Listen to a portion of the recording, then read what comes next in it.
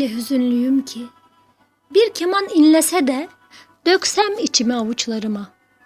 Baksam, baksam, baksam, neymiş içimdekiler.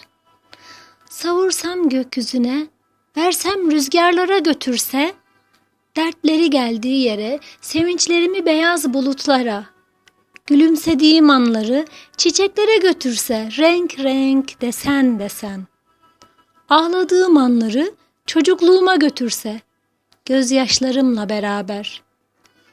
Ümitlerimi, arzularımı, hayallerimi bohçalayıp bana geri getirse.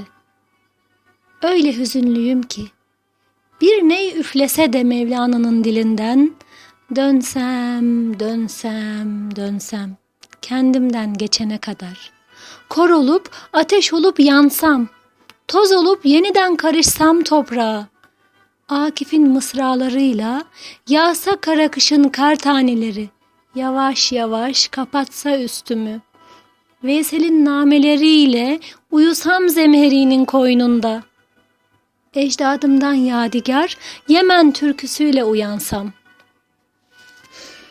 Öyle hüzünlüyüm ki, şimdi ya Selimiye'de ya da Süleymaniye'nin kubbesi altında huzuru beklesem.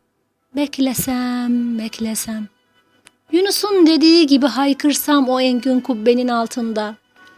A bülbülüm dertli misin? Garip garip ötme bülbül. Derdime dert katma bülbül. Çeksem içime bir muhteşem Süleyman'ı. Bir nefes sıhhat gibi. Okşasam o mabedin taşlarını yüreğime işlesem. Nakış nakış, desen desen koca Sinan'ı.